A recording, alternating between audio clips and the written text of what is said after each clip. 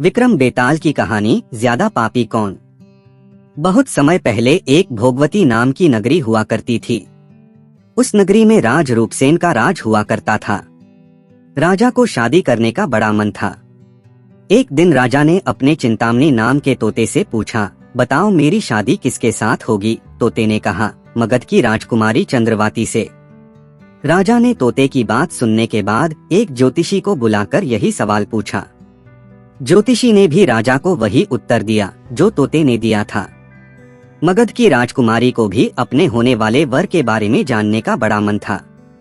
राजकुमारी ने अपनी मैना मंजरी से पूछा, अरे यह बताओ मेरा विवाह किसके साथ होगा। मैना ने भी राजकुमारी को राजा रूपसेन से शादी होने की बात बताई। इतना सुनने के बाद दोनों नगर की तरफ से शादी का न्योता एक दूसरे को भेजा गया, जो स्वीकार हो गया। इस तरह राजा रूपसेन और राजकुमारी की शादी हो गई। शादी होने के बाद रानी अपने साथ मैना को भी लेकर आई। राजा ने अपने तोते से मंजरी मैना की शादी करवा दी और दोनों को एक ही पिंजरे में रख दिया। एक दिन किसी बात को लेकर मैना और तोते के बीच में बहुत बहस होने लगी। मैना गुस्से में कहने लगी, पुरुष पापी, धोखेबाज और अधर्मी होते हैं। फिर गुस्साए तोते ने कहा, स्त्री लालची, झूठी और हत्यारी होती हैं। दोनों के बीच का झगड़ा इतना बढ़ गया कि यह बात राजा तक पहुंच गई। राजा ने दोनों से पूछा, क्या हुआ, तुम दोनों क्यों लड़ रहे हो। मैना ने झट से कह दिया कि महाराज, आदमी बहुत बुरे होते हैं, और फिर सीधे कहानी सुनाने लग गई। सालों पहले इलाहापुर नगरी में महाधन नाम का सेठ रहता था। उस सेठ के घर शादी के कई सालों बाद एक लड़का पैदा हुआ। महाधन सेठ ने उसका बड़े ही अच्छे से पालन पोषण किया। अच्छे संस्कार मिलने के बाद भी सेठ का बेटा बड़ा होकर जुआ खेलने लगा। जुए की लत में वो सारा पैसा जुआ खेलते हुए हार गया। इसी बीच सेठ की मौत हो गई। जुए की लत की वजह से न तो लड़के के पास पैसे बचे और न पैसा कमाने वाला बाप, तो लड़का अपना नगर छोड़कर चंद्रपुरी नगर पहुंच गया। नए नगर पहुंचकर लड़के की मुलाकात कर्ज देने वाले साहूकार हेमगुप्त से हुई।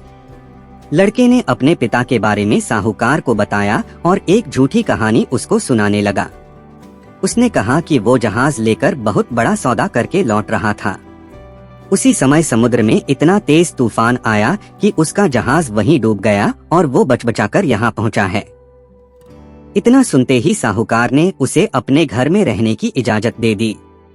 इसी बीच हेमगुप्त साहूकार को ख्याल आया कि सेठ का यह लड़का मेरी बेटी के लिए अच्छा वर साबित हो सकता है। तुरंत साहूकार ने अपनी बेटी की शादी सेठ के बेटे से करवा दी। शादी के कुछ दिन तक अपने दामाद का काफी सत्कार करने के बाद साहूकार ने अपनी बेटी को खूब सारा धन देकर विदा कर दिया। दोनों के साथ साहूकार ने एक दासी को भी भेजा। रास्ते में सेठ के बेटे ने अपनी पत्नी से कहा, सारे गहने मुझे दे दो, यहाँ कई लुटेरे हैं। उसकी पत्नी ने ऐसा ही किया। जेवर मिलते ही उसने दासी को मारकर कुएं में फेंक दिया और अपनी पत्नी को भी कुएं में धक्का दे दिया। लड़की जोर जोर से रोने लगी। उसकी रोने की आवाज सुनकर एक राहगीर ने महिला को कुएं से निकाला। कुएं से निकलते ही वो अपने पिता के पास चली गई। उसने अपने साहूकार पिता को सच्चाई नहीं बताई। उसने कहा, कुछ लुटेरे ने उन्हें लूट लिया और दासी को मार दिया। साहूकार ने अपनी बेटी को दिलासा देते हुए कहा, चिंता मत करो, तुम्हारा पति जिंदा होगा और वो कभी न कभी जरूर लौटकर आ जाएगा। उधर लड़का अपने नगर पहुंचकर दोबारा सारे पैसे और जेवरात जुए में हार जाता है। पैसे खत्म होने के बाद उसकी हालत बहुत बुरी हो गई। इससे परेशान लड़का दोबारा साहूकार के पास जाता है। वहां पहुंचते ही उसकी मुलाकात पत्नी से होती है। वो उसे देखकर बहुत खुश होती है और बताती है कि उस दिन जो कुछ भी हुआ उसने अपने पिता को नहीं बताया है। वो उस झूठी कहानी के बारे में अपने पति को बताती है। जैसे ही साहूकार अपने दामाद को घर में देखा तो उसने उसका स्वागत किया। कुछ दिन साहूकार के घर में रहने के बाद एक रात को मौका देखकर सेठ का बेटा अपनी पत्नी को मारकर उसके सारे जेवरात लेकर फरार हो जाता है। यह कहानी बताने के बाद मैना कहती है, महाराज, ये सब होते हुए मैंने खुद अपनी आंखों से देखा है। यही वजह है मैं आदमियों को पापी कहती हूँ। मैना की कहानी सुनने के बाद राजा तोते से कहता है, अब तुम बताओ स्त्रियों को बुरा क्यों कह रहे थे। यह सुनते ही तोता भी कहानी सुनाने लग जाता है। वो बताता है कि एक समय वो कंचनपुर में सागरदत्त नाम सेठ के यहाँ रहता था। उसके बेटे का नाम श्रीदत्त था, जिसकी शादी पास के ही नगर श्रीविजयपुर के सेठ सोमदत्त की बेटी से हुई थी। शादी के बाद व्यापार करने के लिए लड़का परदेश चला गया। उसकी पत्नी जयश्री उसका इंतजार बेताबी से करती थी, लेकिन 12 साल गुजर गए, लेकिन वो परदेश से लौटकर नहीं आया। अपने पति का इंतजार करते हुए एक दिन महिला अपनी छत से एक पुरुष को आते हुए देखती है। वो उसे बेहद पसंद आता है। वो उसे अपनी सहेली के घर बुलाती है। वो उससे बात करती है और उससे रोज अपनी सहेली के घर मिलने को कहती है। अब श्रीदत्त की पत्नी जयश्री उस युवक से रोज मिलने लगी। ऐसा होते होते कुछ महीने बीत गए। इसी बीच एक दिन जयश्री का पति श्रीदत्त परदेश से लौट आता है। महिला अपने पति को देखकर परेशान हो जाती है।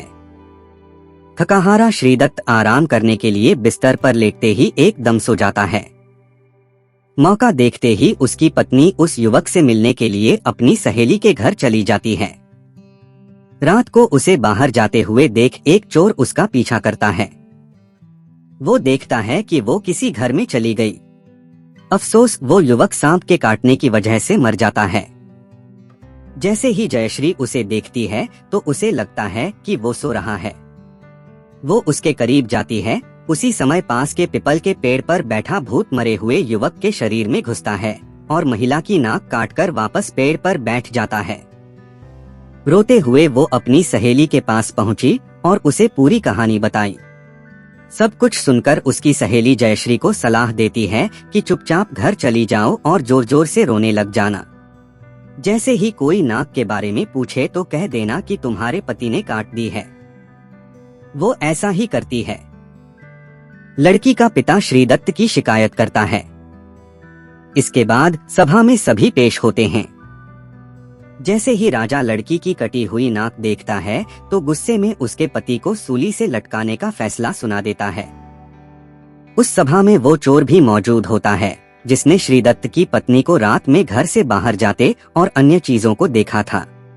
राजा द्वारा सुनाई गई सजा को सुनते ही चोर बहुत दुखी होता है। वो किसी तरह से हिम्मत करके राजा को सारी कहानी बताता है।